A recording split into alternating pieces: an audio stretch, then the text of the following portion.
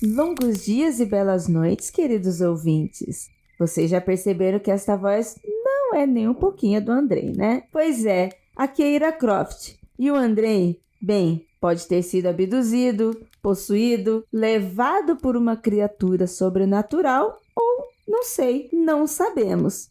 E para me ajudar a desvendar este e os pavorosos relatos de casos insólitos dos nossos ouvintes, eu chamo aqui a minha parceira e companheira Juliana Ponzilacqua.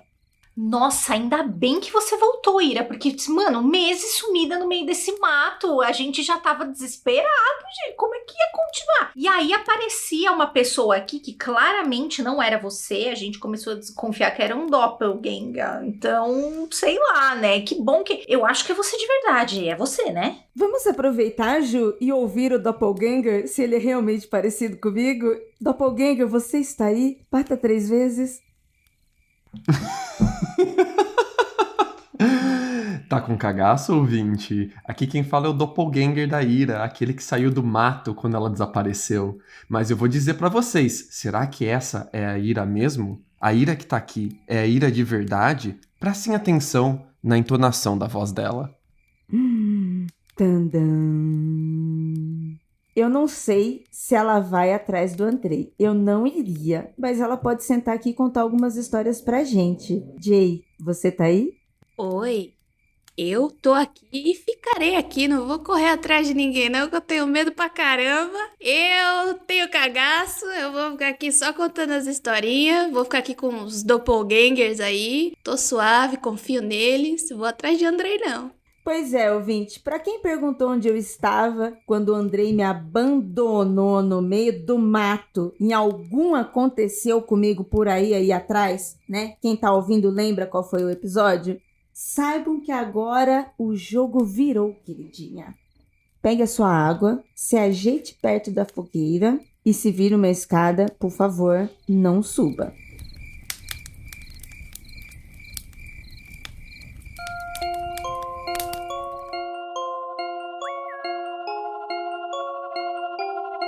Essa história chama O Mosquiteiro. Isso mesmo, de mosquito. Essa situação aconteceu quando eu tinha 9 anos e morava no estado de Aracaju. Essa é a única lembrança 100% clara que eu tenho da minha infância. Todas as memórias anteriores a esta tenho dificuldade de lembrar, ou apenas lembro a metade. Creio que possivelmente devido a esse trauma. Na época, e na área onde eu residia, existiam muitos insetos, e era norma termos um mosquiteiro em cima da cama, que é praticamente uma tenda de renda que não permite a entrada dos mosquitos. E eu dormia coberto dos pés à cabeça. Uma noite, eu acordei no meio da madrugada, mas não foi um simples despertar. Eu me senti estranho, como se estivesse sendo obrigado a acordar. Era como se o ar estivesse pesado, meu coração estava acelerado e eu estava coberto, mas senti uma presença muito próxima. Meu quarto não tinha porta e ficava de frente para a sala de estar. A sensação estranha de que alguém me obrigava a tirar o cobertor veio, e assim que o fiz, olhei para a escuridão que vinha da sala de estar, e de lá surgiu a origem daquela presença. Um palhaço. Parecia ter cerca de 1,50 m de altura. Muito pequeno, roupa branca, com maquiagem e cabelo condizente com o clichê. Ele vinha em minha direção, sem fazer nenhum som, apenas sorrindo, com uma boca larga e demoníaca, enquanto pulava de um lado para o outro, se aproximando cada vez mais. E eu não tinha medo do palhaço.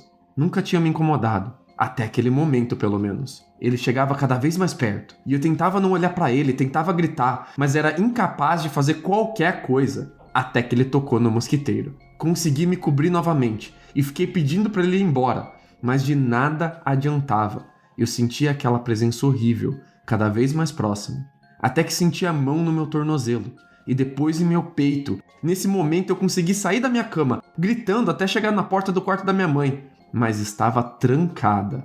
Fiquei chamando e olhando na direção do meu quarto para ver o que eu via, mas por uns segundos não tinha nada ali, até que eu vi o surgindo no corredor, da mesma forma, sem emitir um som, apenas sorrindo e pulando de um lado para o outro. Comecei a ficar desesperado, gritando e chorando. Soquei, chutei a porta do quarto da minha mãe, até que, na época, meu padrasto veio abrir a porta. Contei para eles o ocorrido com minha mãe, ela disse que foi apenas um pesadelo. Falei para eles o ocorrido com minha mãe. Ela disse que foi apenas um pesadelo, mas no dia seguinte, ela percebeu que o mosquiteiro estava rasgado na cabeceira da cama e na altura dos meus pés.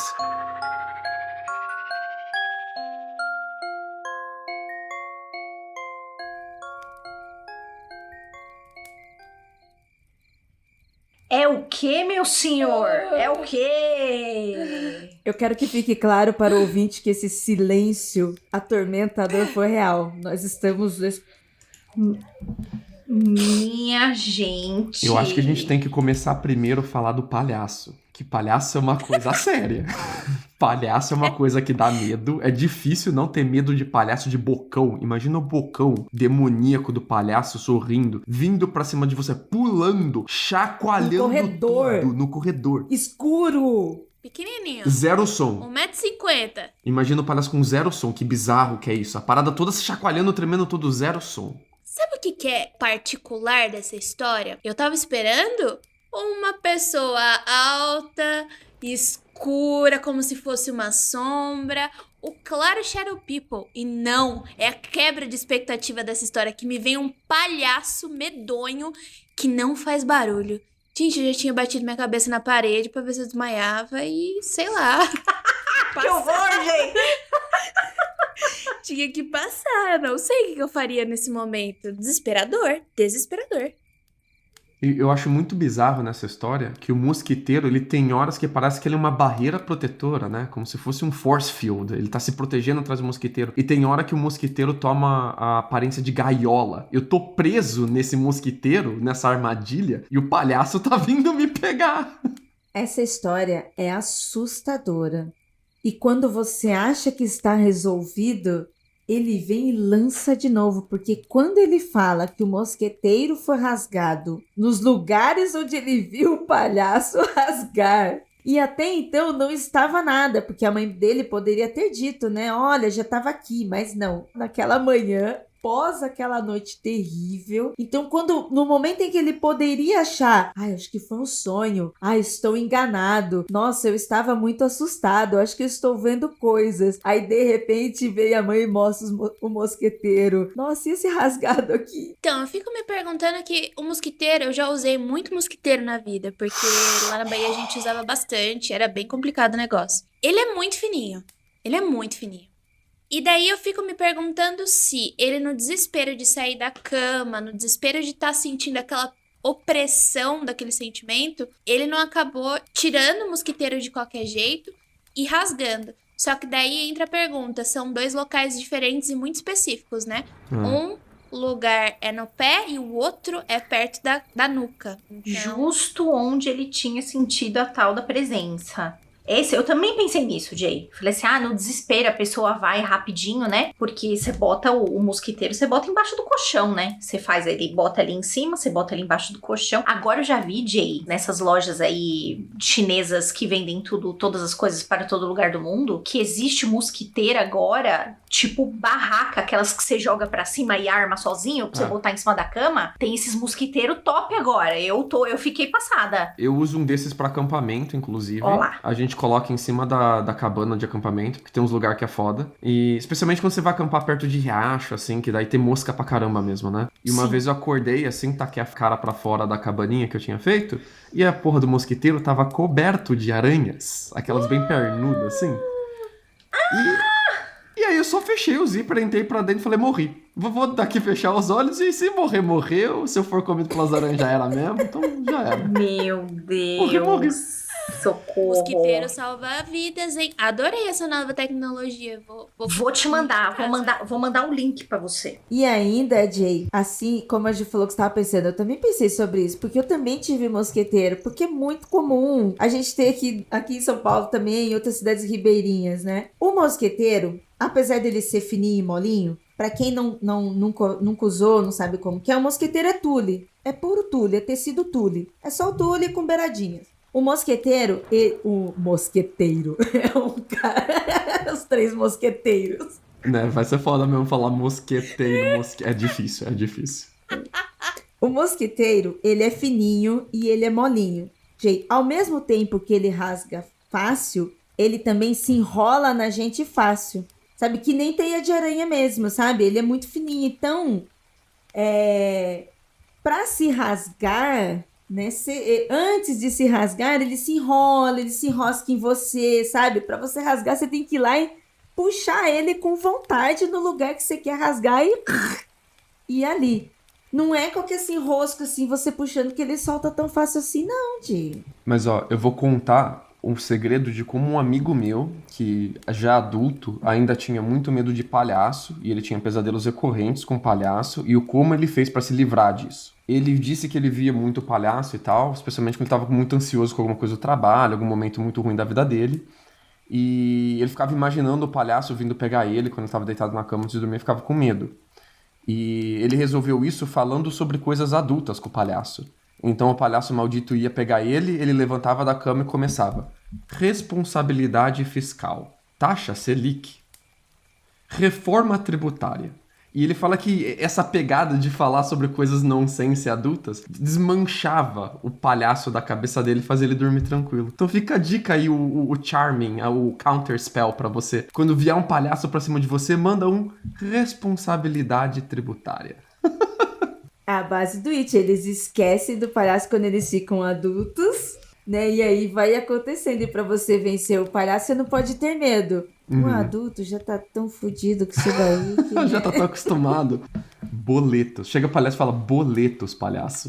Gente, essa história, assim, eu fiquei muito assustada. Muito assustada mesmo.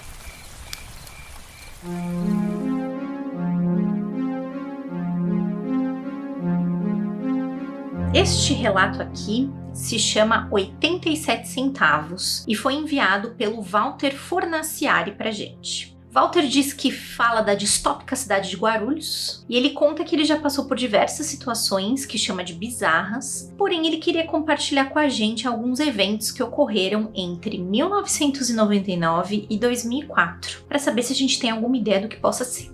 Em 99, eu e um amigo, que chamarei de Senhor V, começamos a estudar ocultismo e algumas disciplinas mágicas de maneira bem autodidata e não tão coerente. Era uma época que a internet era tudo mato, muita coisa não era fácil de encontrar ou a gente nem sabia onde procurar. Nós estudávamos Telema, a clavícula de Salomão, a chave de Enoque, Merkaba, outras coisas do gênero. Uma salada bem da bagunçada. Lembro que estava estudando um livro não relacionado na época e foi nesse momento que tudo começou. Todos os dias eu saía de casa para comprar cigarros na padaria. Não tinha muito uma hora certa para eu fazer isso, com certeza eram todos os dias. Em um desses dias eu estava ouvindo música no meu Discman quando uma pessoa que parecia um morador de rua me chamou a atenção, tentando falar comigo. Tirei os fones e ele, com o sorriso mais amistoso que eu já vi na vida, me perguntou: "Ei, você tem 87 centavos?" Eu achei estranha a quantidade que ele pediu e falei que não tinha dinheiro. Ele fechou a cara, virou as costas e foi embora. Nos dias que se passaram, eu o encontrei diversas vezes, e em todas elas, nas proximidades da minha casa. Era sempre com o mesmo sorriso amigável. "Você tem 87 centavos?" Cara de decepção e ia embora. Uma vez eu cheguei a dar 90 centavos, perguntando se era o suficiente. Ele olhou as moedas, jogou no chão e foi embora. Apesar de toda essa bizarrice, eu ainda não tinha me tocado que podia ser algo além de um mendigo que estivesse um pouco louco. Nessa época eu estudava num curso técnico de desenvolvimento web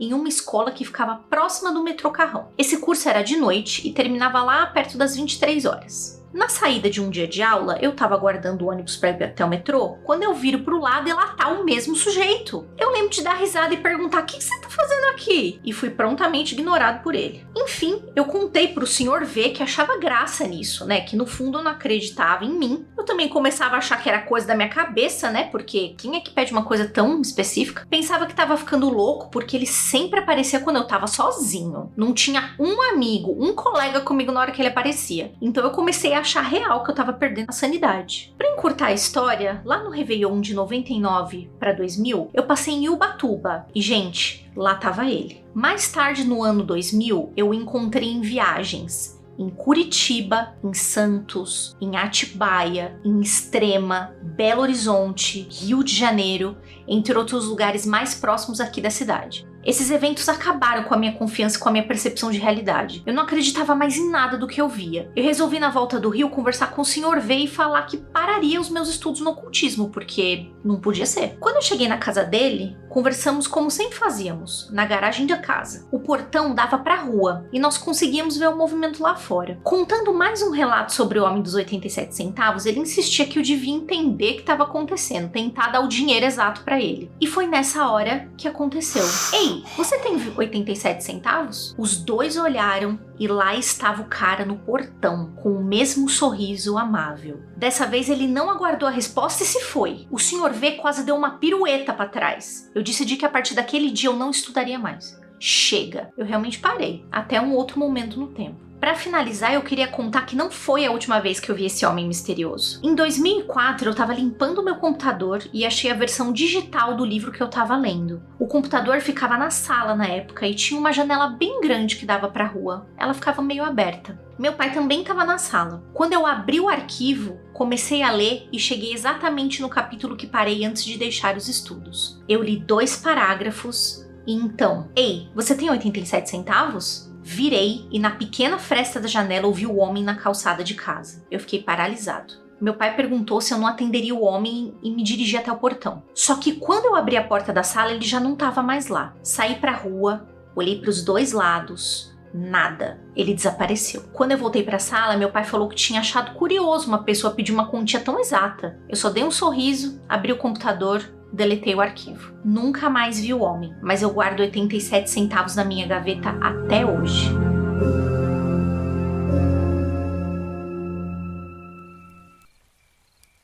Se não é fantasma, é stalker. Não pode ser, mano. Que olha, que medo, gente, que medo. De verdade, eu ia preferir que fosse fantasma. Nessa altura do campeonato, eu ia preferir que fosse fantasma, porque se depois de tantos anos você descobre que você estava encontrando essa pessoa em todos esses lugares diferentes, nessa decorrência de anos... E em situações assim, eu tô morrendo de medo desse cara. O pai e o amigo dele viram, então a gente pode riscar aqui que ele não tá imaginando. Ele não tá sonhando com isso, tá acontecendo. A minha única pergunta é, cara, por que você não deu pra eles 87 centavos? E com 87 centavos, ele não quer 90, né? Ele quer 87 centavos. Dá pra ele comprar uma goiaba, um passe de ônibus. Dá os 87 centavos pra ele comprar goiaba, bicho. Não, sério, falando sério assim agora. Se a entidade, fantasma ou stalker, tá realmente obcecado com essa parada de 87 centavos, e você tem curiosidade de tentar descobrir, cara, alimenta a parada. Junta com um amigo seu pra você não tá sozinho. E mete 80 centavos na mão do maluco e fala, tá aqui, ó. Você vai me deixar em paz agora ou vai continuar miguelando 87 centavos cada vez que você aparece? Não. Eu acho que seria uma boa também. Não. Que uma boa! As ideias erradas. Vocês vivem falando de rolê de Kleber aí. Estão criando o rolê do Kleber aí pro cara. Nem ferrando que ia dar os 87 centavos. Não, esperar ele desaparecer do nada. Do mesmo jeito que ele apareceu, ele ia ter que desaparecer uma hora. Não ia alimentar nada, não. Sinto muito. Da história dele, a única coisa que eu duvido é da conexão entre o cara dos 87 centavos e os estudos de ocultismo dele. Que talvez essas duas coisas não estejam necessariamente relacionadas, né? Pode ser que esse seja um significado que ele tá atrelando à parada, porque são momentos ou sincrônicos da vida dele, ou ele tem muito medo de estudar essas coisas, ou ele fica muito curioso, muito nervoso, muito ansioso, alguma coisa assim. Talvez não sejam coisas relacionadas. Mas, porém, todavia, contudo, se forem relacionadas, ele ficou devendo, né? Alguma magiazinha aí, algum estudo que ele fez, ele ficou devendo, né? Aí fica mais pra Ju, que é do rolê mágico. Será que quando você tá estudando, é possível você trazer alguma coisa e deixar essa pessoa perdida aqui no nosso mundo? A ponto de ficar miguelando os 87 centavos? Eu vou muito mais pra teoria do Lucas, viu? Dever coisas. Porque quando você promete alguma coisa, você tem que pagar. Tem que ser igual o Lannisters. Você tem que sempre pagar suas dívidas mágicas. Não pode deixar dívida mágica. Se você fez algum, por exemplo, né? Ele não falou que ele estudou isso, mas eu vou usar um exemplo da Goécia. Geralmente você trabalha com o demônio da Goécia. Você fala o seguinte, ó. Eu preciso que você faça esse serviço pra mim e eu vou te pagar dessa forma. Correto? Correto. Então você faz lá o seu trato. E aí, você está contratando um freelancer pra fazer um trampo pra você. né? Que talvez você não tivesse a capacidade nem a oportunidade de fazer sozinho. Mas é meio ou é por fora?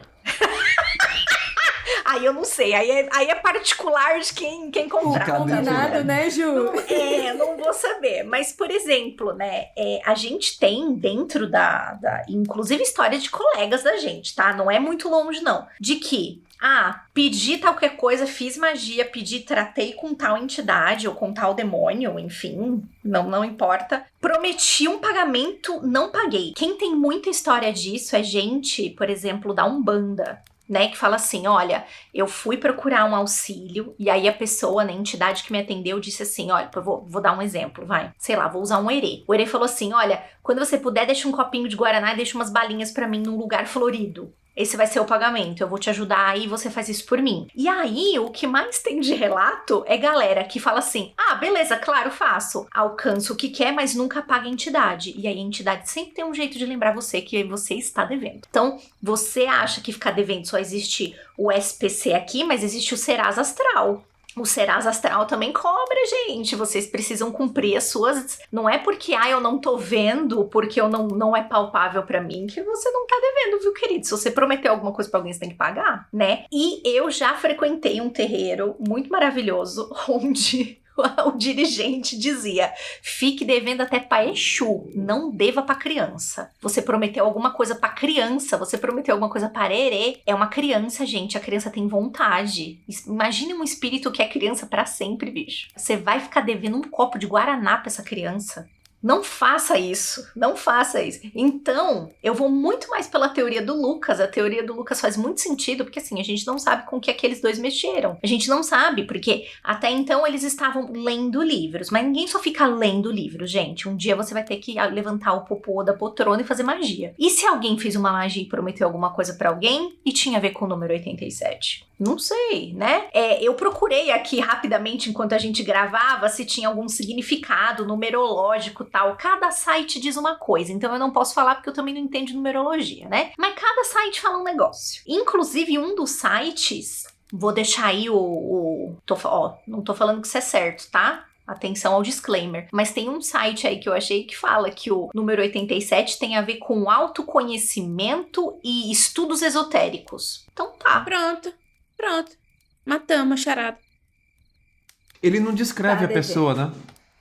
Ele não descreve a pessoa.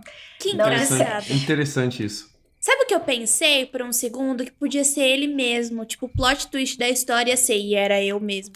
E daí não veio, daí eu fiquei assim... Mas ele não descreve, né? Coisa. Fala muito sobre o interlocutor isso, né?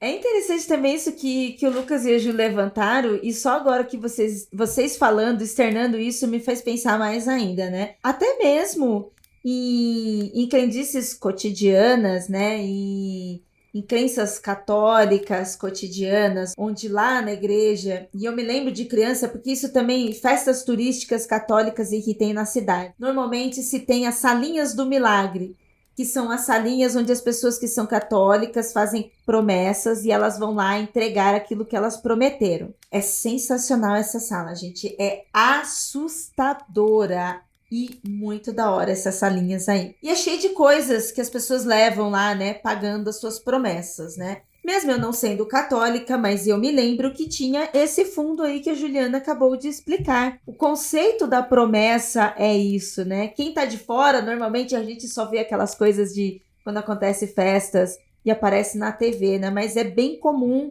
entre as pessoas que são praticantes fazerem esse tipo de votos, de promessas. E são coisas assim, gente, é tipo, pessoas deixam muletas, cabelos, dentes, pedaço de osso, sabe? São coisas assim que para quem tá de fora não sabe, não entende, acha esquisito, e são contratos que a pessoa faz espiritualmente lá com o santo, em que ela tem que fazer isso. Por isso que às vezes a gente vê também, agora nem tanto, mas eu lembro de se passar muito na TV esse tipo de matéria, né, das pessoas indo lá para Aparecida e andando lá naquele caminho, andando, né, ou sentado, vários jeitos, né? Tem pessoa que às vezes, tipo, é a vida toda a promessa, ela vai lá só depois de mais velha, tipo, antes de morrer eu tenho que vir pagar a promessa. E a gente acaba vendo pessoas mais velhas que na verdade já tá, tipo, também já faz tempo, só que tá indo lá pagar também nesse pensamento, nesse conceito de tá devendo, porque não pode estar devendo. Contratou, né? Na real, contratou? Vai me pagar também, gente. Se alguém aqui me contratar pra fazer um servicinho, também, por favor. Ele chega a dizer que ele tentou dar 90 centavos e a pessoa jogou no chão, né? Sim. E o Então, pagamento, quando você combina um pagamento com uma entidade, é muito acertado. Você não dá mais nem menos, você dá o combinado. não tinha balinha pra dar o troco à entidade, não, né? Eu acho que é simbólico, né? Ele não tava atrás de 80 centavos, senão ele teria pego os 90 centavos. É uma parada aí, cara, que você andou prometendo e não cumpriu. Reveja aí que você prometeu, cara. Não adianta só, eu vou parar com isso, vou parar de estudar. Não, um dia cobra, nego. É isso aí. Adorei essa história. Spoiler, já fiquei devendo pra entidade. Até eu pagar, não me deixou em paz.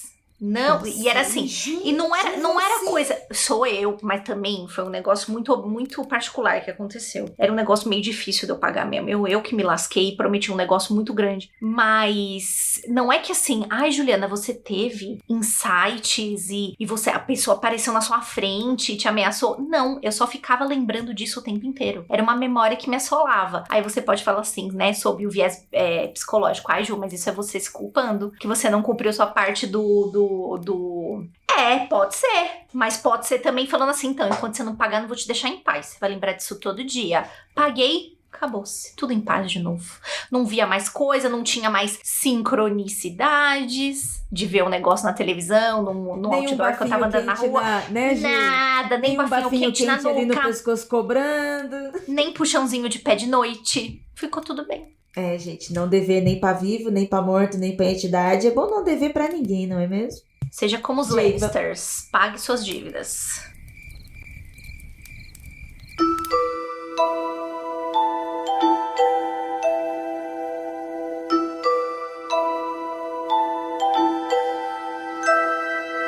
O nome da próxima história é Um Passeio em Outra Dimensão. Olá, tudo bem? Neste momento, vou me chamar apenas de A. Minha família é extremamente religiosa, sendo de maioria cristã. Mas, curiosamente, toda geração tem um sensitivo e a azarada da minha família, da minha geração no caso, foi justo quem? Sim, eu. Por causa dessa sensibilidade, acabei me aproximando da bruxaria e atualmente estou praticando há 6 anos. Mas, o acontecimento a seguir me deixou realmente assustada. Em 2019, eu estava voltando de um evento acadêmico em Niterói para a casa dos meus pais no Rio, à noite sozinha. Por ser tarde, minha mãe pediu para que eu saltasse em Botafogo e tomasse um táxi até a casa dela na Grande Tijuca. Eu fiquei contrariada, porque é caro pra caramba, mas cedi depois de falar que ela mesma pagaria.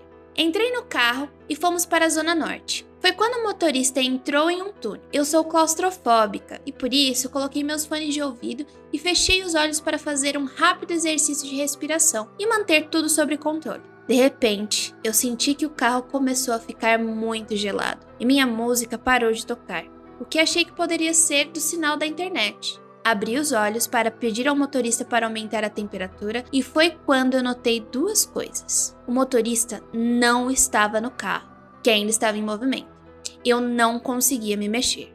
Olhei ao redor o máximo que conseguia sem mover o corpo e nem havia outros carros no túnel, que parecia muito mais escuro do que das outras vezes. Tentei falar algo, mas minha voz também não saía. Olhei para o celular, que estava com a tela aberta no meu colo, mas o relógio simplesmente havia parado de funcionar e não marcava hora nenhuma. Olhei novamente ao redor e foi quando eu notei sombras enormes se movendo coladas às paredes do túnel. Voltei a olhar para frente porque, sinceramente, não tinha a menor vontade de descobrir que diabos eram aquelas coisas. Eu senti como se estivesse ficado lá por horas, mas, de repente, a música voltou e a temperatura também voltou ao normal. Eu conseguia ver o motorista, os carros e até mesmo me mexer. Conferi o relógio do celular e, apesar de terem parecido horas, havia se passado apenas alguns minutos desde que entramos no túnel. O taxista me olhou pelo retrovisor e perguntou se estava tudo bem, porque eu estava pálida e muito assustada. Além disso, eu conseguia sentir minhas mãos tremendo muito. Eu me forcei a dizer que havia sido só um mal-estar. Eu tento me convencer que tudo foi só uma crise de pânico muito doida e forte, mas ao mesmo tempo, era tudo muito estranho para ser só uma crise de pânico. Eu fiquei tão assustada que nunca contei essa história pra ninguém. E desde então, não fecho mais os olhos quando vou passar pelos túneis, por medo de acontecer de novo.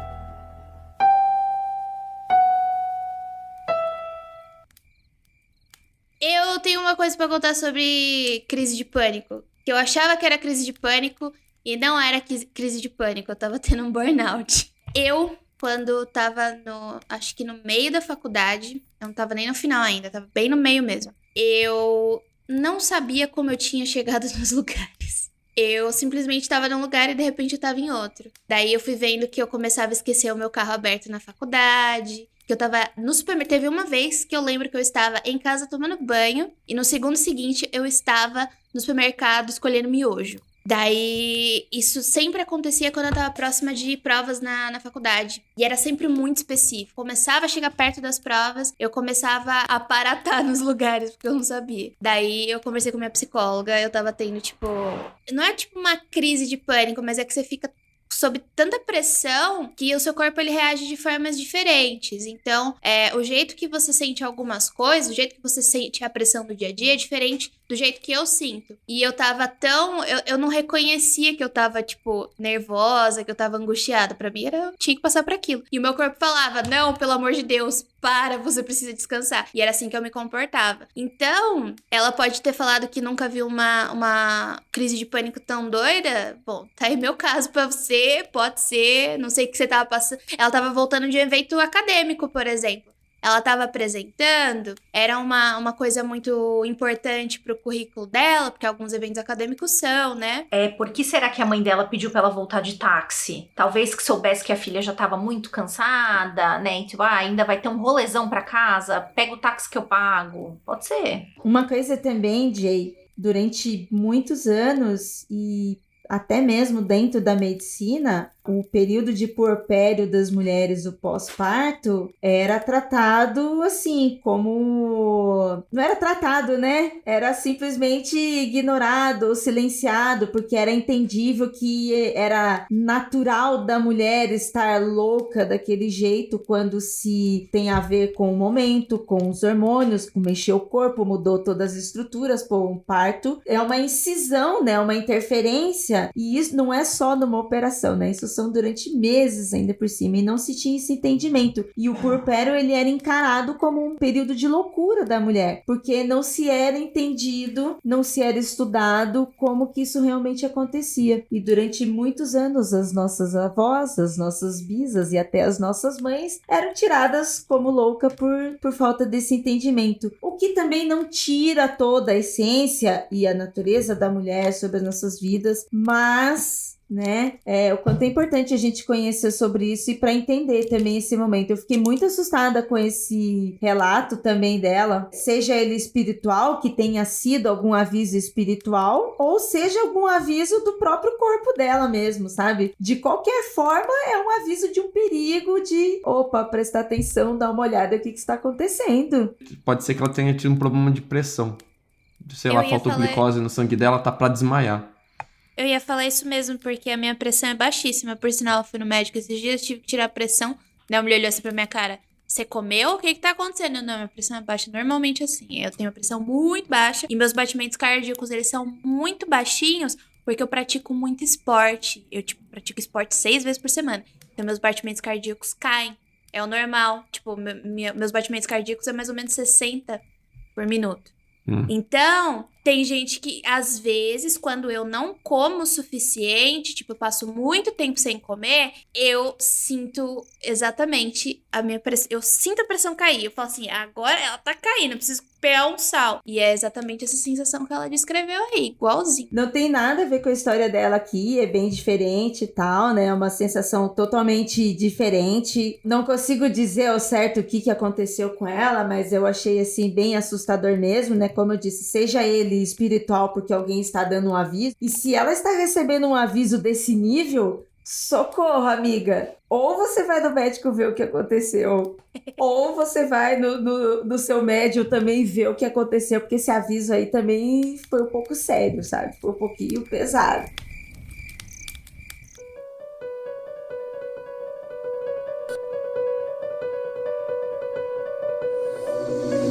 Vou ler aqui a história de Toque Toque, ou tudo aconteceu com uns 20 anos atrás. Eu, com 15 anos, ainda morava com os meus pais e a minha avó. Era e ainda sou aficionado por filmes e via tudo que podia nas poucas sessões que a TV aberta oferecia. Na noite de domingo para segunda, assisti o Domingo Maior, com um filme de terror, bem do tipo que eu gostava. Lá pela 1 da manhã, fui dormir e um pesadelo me assombrou. Sonhei que estava no sofá da sala vendo um filme de ação, totalmente imerso e concentrado. Em um certo momento do filme, um carro entrava em perseguição, dobrava a esquina e batia em um outro. E, após uma explosão gigante, capotava algumas vezes. Neste momento, eu ainda dentro do sonho, alguém bateu na porta. Toque, toque. Como eu estava com a atenção para a TV, levantei do sofá, caminhei de lado em direção à porta sem tirar os olhos dela.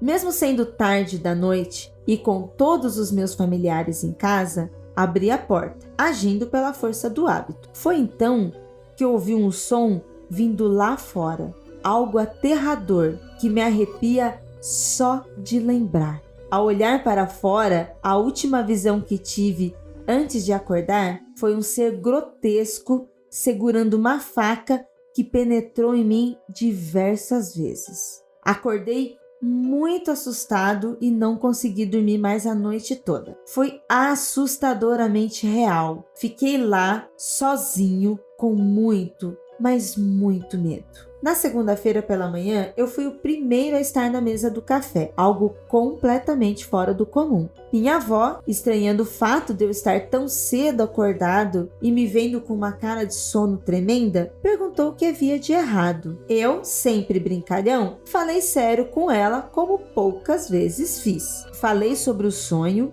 o medo e tudo mais. Ela me disse, de uma forma ainda mais séria, que tem muita coisa que a gente não conhece, que às vezes a vida nos mostra isso e a gente tem que levar a sério. Como bom adolescente, ignorei, e se não fosse pelo desenrolar da história, já teria esquecido o que ela falou. Após o café, vi um anúncio de um filme de ação genérico que passaria na tela quente mais tarde. Me animei a ver. Chegou a noite. Eu estava sozinho no sofá vendo tal filme, mas sem dar muita importância, pois neste momento fazia outra coisa em frente à TV, desenhando talvez. De repente, um carro saiu em disparada na TV. Aquilo foi suficiente para fazer o meu corpo gelar e imediatamente lembrei do sonho. Mas como sempre fui e sou cético, considerei uma coincidência. Afinal, em quantos filmes aquilo acontece? Só que, para minha surpresa, o maldito carro virou a esquina exatamente como tinha que virar. Nessa hora, minha atenção estava toda voltada para a televisão. Eu não estava acreditando que após aquilo, o carro ia colidir com e bateu. Nesse momento, eu já torcia para que aquilo parasse, enquanto eu tinha a impressão que o tempo estava passando mais devagar do que devia. Na tela, houve uma explosão grande. Nesse momento, senti cada pelo do meu corpo arrepiar. E no momento que o carro capotou algumas vezes, senti um grito querer sair da minha garganta. Mas ele foi sufocado pela vergonha de imaginar acordar meus pais durante a noite por um motivo tão bobo. Pior ainda seria ficar de castigo sem ver mais filmes. Eu já estava pronto para que alguém batesse na porta, assim como no pesadelo, quando,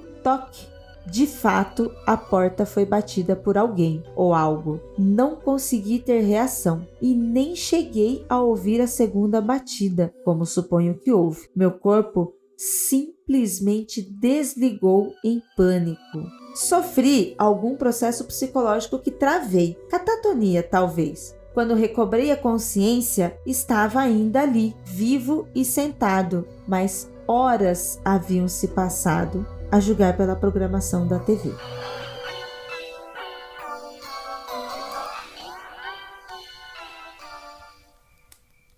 Olha, eu acho que este menino, este moço, está assistindo filme de terror demais, entendeu? Eu já estava quase aqui perguntando, cantando pra você.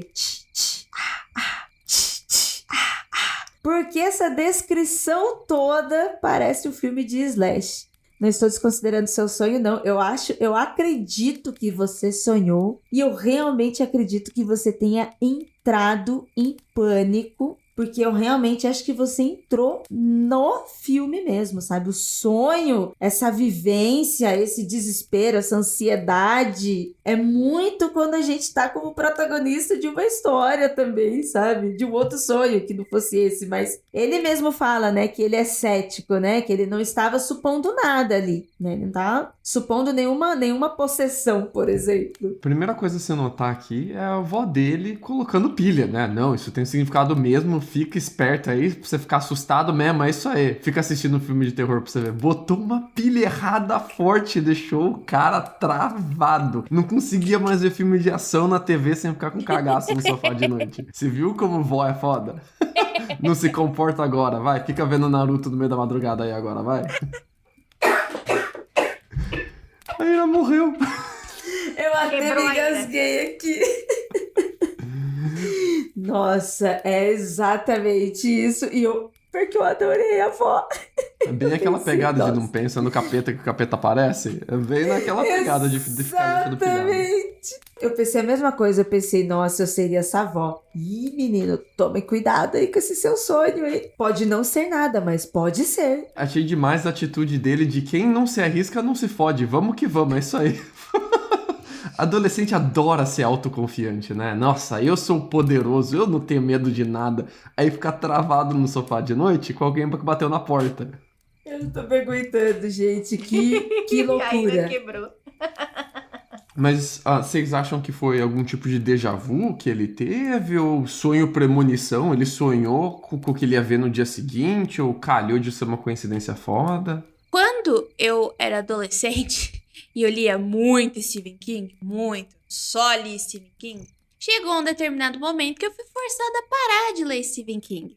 Por forças maiores ditas, eu comecei a sonhar. E tem um conto que se chama A Sala de Autópsia número 4. Maneiríssimo, por sinal. Da qual o cara é mordido por uma formiga e daí todos os sinais vitais dele ficam muito baixinhos a ponto de não serem identificáveis. E daí o cara morreu, entre muitas aspas. E enquanto ele está na sala de autópsia, ele consegue ver tudo. Daí o que aconteceu? Eu sonhei que eu era a pessoa que ia ser examinada na sala de autópsia. E eu não conseguia me mexer. A lá paralisia do sono, entendeu? Então, eu falei assim, não vai dar mais pra eu ler. Eu acho que eu passei uns bons 5 anos sem tocar em Stephen King. Eu não li mais. Eu fiz um detox total de história de terror. Mas eu sonhei, foi muito vívido. Nossa, eu consigo lembrar até hoje da colcha que tava na cama, da iluminação de quando eu acordei. Assim, pode ter sido. A gente é muito impressionável. Eu, pelo menos, sou uma pessoa bastante impressionável com coisas que eu leio. Com coisas visuais, nem tanto. Mas se eu ler, então, aquilo mexeu muito comigo. Pode ter mexido com ele pelo fato dele estar ali, sempre estar assistindo muito filme. Tela quente, passa uns filmes ruins pra caramba. É óbvio que você vai ficar meio traumatizado com aqueles filmes. Vai que aconteceu alguma coisa, né? Eu vou chutar que ele ficou impressionável e também ele era um adolescente. Eu tenho uma teoria. Esses filmes aí são todos da madrugada, não são? Ele tá sempre assistindo filme de madrugada. Gente, a casa inteira estala de madrugada. E se você mora numa casa, principalmente que você tem, por exemplo, eu morei numa casa minha infância, adolescência e começo da idade adulta. Tipo, sei lá, eu morei na mesma casa por quase 24 anos. Gente, a porta da sala da frente, que é onde ficava a sala, que um dia ficava assistindo o filme, Puta merda, como instalava aquela porta? Às vezes esse toque pode ser um estalo da porta da madrugada e calha de ser sempre na mesma hora que tu tá vendo o filme. Não sei, mas a minha casa, ela falava. A minha casa tinha uma porta de madeira muito velha e a minha casa era um sobrado e tinha uma escada de madeira. Primeiro que você não podia descer pra tomar um copo d'água sem acordar a casa inteira, né? Mesmo que você botasse um pezinho e fazia clac! Mas enfim, né? Não dava pra ser discreto. Mas a madeira estalava demais de noite, então não sei, vou deixar aí a tese da madeira estalando. Muito sentido que você falou, não só madeira de porta estalando, mas, por exemplo, até a gente não fala que é de madrugada que os gatos ficam encapetados, que é aquela coisa, porque os bichos também têm vida dentro das nossas casas de madrugada, à noite, quando a gente tá dormindo. Faz muito sentido de ter esses barulhos, de ter esses sons. À noite também, nós estamos, como algumas coisas estão mais silenciosas, nós também estamos mais preparados para ouvir outros sons. Então, alguns sons, alguma coisa que aconteceu durante o dia, à noite você repara também mais, porque tá ali. Achei assustador. E isso que a Jay falou sobre os filmes também faz muito sentido, viu? Principalmente no caso dele, se ele estava adolescente nessa época. Eu também passei por isso, viu, Jay? Não é só da gente ficar impressionável, não. Eu também lia bastante e eu gostava bastante de fantasia e terror. E nós, adolescentes, o nosso cérebro, eles também está absorvendo e captando informações, assim como a nossa infância também, né? A gente tá acostumado a dizer que, só cabecinha de criança que é uma esponja, mas não. Até a nossa adolescência, até a nossa vida adulta, o nosso cérebro, ele tá se desenvolvendo. Aliás, até agora, neste momento, com vida adulta, o nosso cérebro está se exercitando. Depois dos 21 anos, a gente fica tudo chato, gosta da mesma banda, não escuta nada de diferente, não lê nada diferente, fica tudo chato. Brincadeira. Não, chato fica mesmo, mas aí não é culpa do cérebro. Mas assim, quando a gente é adolescente, ele está absorvendo, é como se fosse um programadorzinho mesmo. E aí, nessa época, eu também tava tendo muitos sonhos, e aí eu comecei a ficar maluca, né, porque eu também acreditava em várias coisas, super believer, né, então, lógico, eu achava que eu tava sendo possuída à noite, né, nossa, tô sonhando com tudo, tô sendo possuída. Aí, minha mãe conversou com o profissional e tal, e aí ele falou que, você não acha melhor dar um tempinho aí, um pouquinho nessas leituras, pegar umas coisinhas mais leves, umas coisinhas mais coloridinhas, mais fofinhas. Por quê? Aí a pessoa me falou, porque o seu cérebro está absorvendo só isso. Então, se o subconsciente, as suas lembranças, o que vai ter? Ou a sua vivência como pessoa e essas informações, né? E aí, o cérebro nessa cruza as informações e gera essas informações também. E no caso dele, eu acho bem parecida, por isso que eu estou falando, né? Não quer dizer que qualquer sonho, né, pode ser sem impressão, né? Ele mesmo falou que ele estava assistindo muito filme de terror, que ele gosta bastante, estava assistindo à noite. Ele mesmo falou que ele era um cético, ele não estava achando, né, não estava supondo nada, mas que ele sentiu bem isso, né? Ele ficou bem impressionado com esse sonho.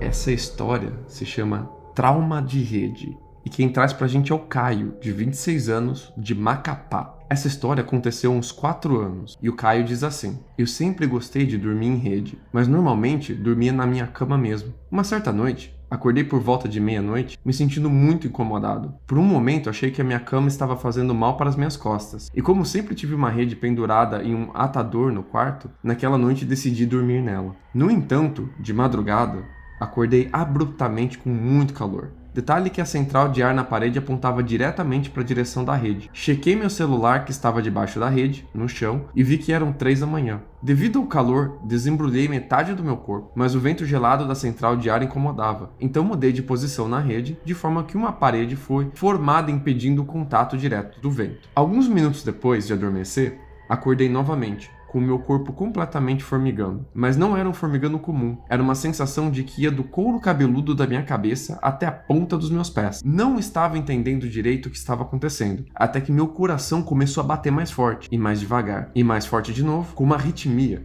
Isso por uns 2 minutos. Foi então que eu senti algo comigo no meu quarto, atrás de mim, bem na minha nuca por trás da rede. Com os olhos fechados, mas completamente acordado, ouvi um barulho de respiração. Tentei abri-los, um pouco, mas apenas vi a luz da central de ar. Isso me aliviou um pouco, mas juro que no momento que fechei meus olhos novamente, meu corpo voltou a se formigar e meu coração bateu tão forte quanto nunca na vida. E então, senti a presença novamente, mas dessa vez bem em cima do meu corpo, fazendo um barulho molhado, de boca se abrindo, sentindo um hálito quente atingindo meu rosto. O medo foi tão intenso que meu instinto me dizia para levantar com tudo, gritar por socorro, acender a luz, correr para o quarto dos meus pais. Mas eu não me mexi. Comecei a tentar ter pensamentos bons, e aquilo foi funcionando. Comecei a sentir meu corpo se acalmando aos poucos, bem devagar, mas a sensação ainda continuava e perdurou por umas 2 horas, pois no momento que eu senti seguro, peguei meu celular do chão e vi que eram 5 da manhã.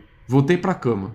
Nem desatei a rede milagrosamente e consegui dormir direito até às 7, na hora que acordo para ir trabalhar. Desatei a rede e a joguei na área de serviço, em um cesto de roupa suja, e desde então, até hoje, nunca mais dormi em rede. Deitar eu deito, mas dormir, provavelmente, nunca mais.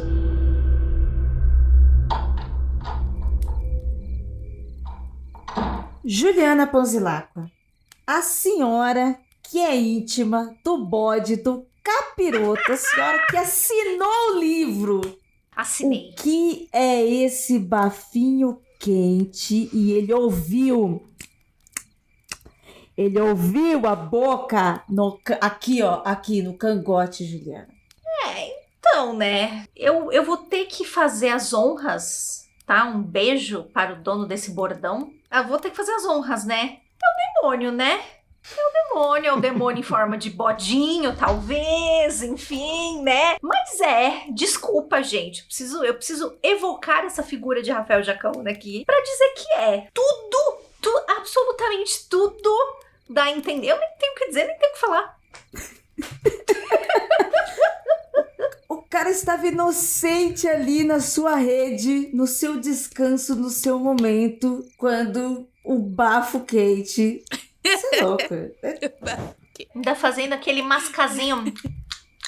Você representar e trazer a figura do Rafael. Rafael Jacaúna, um beijo. Você sempre teve razão. Realmente só pode ser o demônio, gente. Não tem outra figura. O ET não ia fazer esse barulhinho. Com o bafinho quente ali, né? Calor, frio normal de estar dormindo. Você tira, põe cobertor, não consegue ficar confortável para dormir. Trocar de posição normal. Inclusive, uma dica pra galera, não dormir em cima do lado esquerdo, com o lado esquerdo por baixo, assim, de bruços. Você corta a artéria ali, a circulação do seu sangue, te complica um pouco, vai dar um formigamento. Quando ele tava falando que deu frio, deu calor, deu formigamento, a minha dica pra ele é ser não dorme em cima do seu lado esquerdo, dorme de barriga pra cima, que vai ajudar você. Mas quando ele sentiu ali calorzinho na nuca, quando ele ouviu o barulho da boca... Aí não tem o que fazer, meu filho. Aí tem um cachorro atrás de você. Então, sabe aqueles cachorro babão, assim? Aquele cachorrão grandão? Tem um cachorrão grandão aí na sua nuca, cara. Bodão. Ei, meu Deus. Bem, se fosse igual aquele bode do filme, meu querido, ia te indicar pra que você acendesse a luz e chamasse ele mesmo, viu? Ira do céu! Essa aí não perde. Vocês conseguem dormir em rede, assim, de boa? Eu consigo tirar sonecas, assim. Eu nunca dormi uma noite toda, mas eu já dormi algumas horinhas, assim. Eu não consigo, eu sou muito grande, assim, eu fico tipo, meio espalhado. Você fica meio bonecão do posto, assim, amigo? Isso, não sei o que fazer com os braços, com as pernas, fica tudo... Não consigo dormir. Nossa, Lucas, agora eu vou imaginar você na rede, esquisitão, hein? Imagina um boneco de Olinda jogado na rede, assim, sabe? Na rede. É que você é muito alto, amigo. E você tem o bração e as pernonas. Aí você não tem muito peso também, amigo. Tipo assim, você é muito magro, você não faz isso aqui assim, ó, na rede, entendeu? Você fica reto, assim, ó, magrinho, sabe? A rede tá assim, você fica assim. O Lucas na rede. A gente, pessoas normais na rede. Eu não consigo ficar na rede porque ela fica desse jeito mesmo. Eu acho estranho o negócio curvado. Tô acostumada a dormir no negócio mais retinho, né? A cama, ela não afunda quando a gente deita. Agora, a rede, sim. Você fica, tipo, no formato da rede, basicamente, né? Menos o Lucas. O Lucas fica reto. Com o pezão aqui, assim, sabe? Pezão pra fora da rede, assim, imaginando vocês no rio e eu flutuando, assim, tipo uma tábua. Vocês tentando não afogar no Titanic subindo em cima de mim, assim. Nossa, total, Lucas. Você seria a tábua do Titanic. Leonardo DiCaprio falando que não tem espaço pra 2 na tábua. O Lucas lá. Ô, louco, cara, peguei no meu pé, ó, acabei. Vocês que ficaram até o final neste programa, muito obrigada. Chegamos aqui no encerramento e nos agradecimentos. Vou começar aqui pela Juju. Juju, muito obrigada. Muito obrigada pela tua presença aqui neste momento de leitura de relatos. Quer deixar seu tchau, suas arrobas, seu projetinho? Meus amores, muito obrigada. É sempre maravilhoso estar no Acontecer Comigo. @_Ponzuzu. Estou lá no Twitter, estou também lá no Instagram. Me segue lá. Jayzinha, muito obrigada, Jay. Desculpa por estar tão tarde, tadinha. A Jay é do dia, né? Tamanho de sono e a gente tá aqui nesse escuro. Deixamos o Andrei no mato. Agora minha vingança. Ele que ficou pra trás. Jayzinha, vamos dar tchau pro Andrei, hein? Tchau, Andrei. Até mais. Vai fazer falta, não. A Ira tá aqui, tá ótimo. É nóis. Eu que agradeço, Ira. Me diverti bastante e fiquei com muito medo das histórias, porque as histórias de hoje, pelo amor de Deus. Bom, você me encontra no Twitter, Instagram, Jean Grey. E é isso. Cola lá que a gente conversa.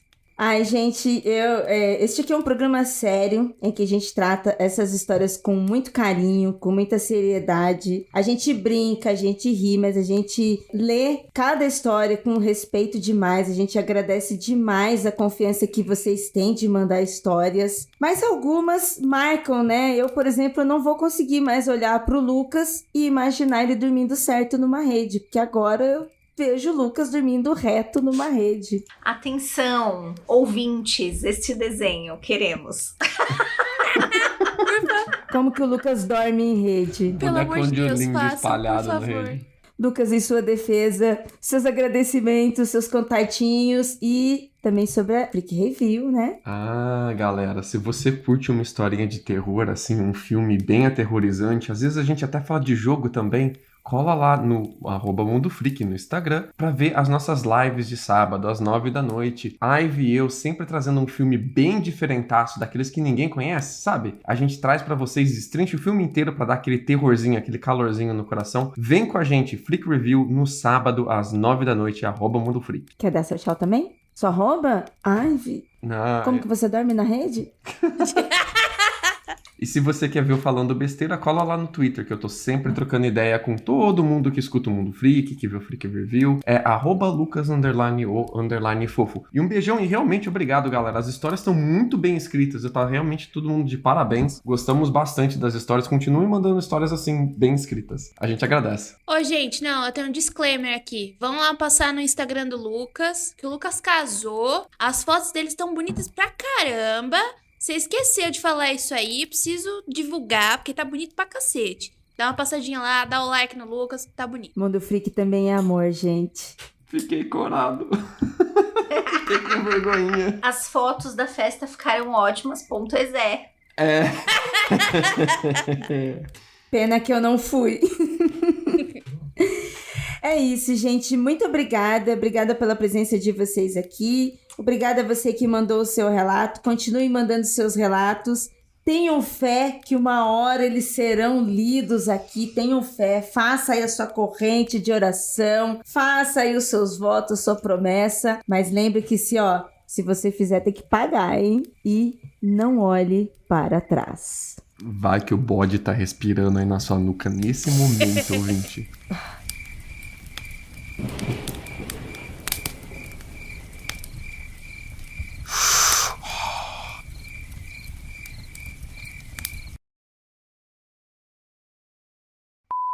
Claro que quando eu vi isso, eu fiquei com medo porque eu me lembrei daquele... Achei que você ia falar que ficou com medo porque achou que era o TikTok. Eu quando eu li essa história, tem uma praia que eu vou competir que se chama Tok Tok. Então eu falei assim, será que ele tá falando da praia? Da praia. E tem Tok Tok grande, Tok Tok pequeno. Isso mesmo. E o detalhe mais bizarro, Tok Tok pequeno é maior que Tok Tok grande. Eu nado em Tok Tok pequeno, porque tem umas ilhazinhas lá e é maior. Brasil! Brasil! Ai, Brasil! Gil. Brasil! O Brasil tá lascado. Olha o extra aí, ó. Leonardo DiCaprio olhou pro meu pau e falou, não pode pegar não, vou morrer congelado aqui. Ai, meu abdômen, mano, eu vou morrer. Never Ai, mind. meu Deus. Como que... Vou encerrar isso aqui. Pelo amor de Deus.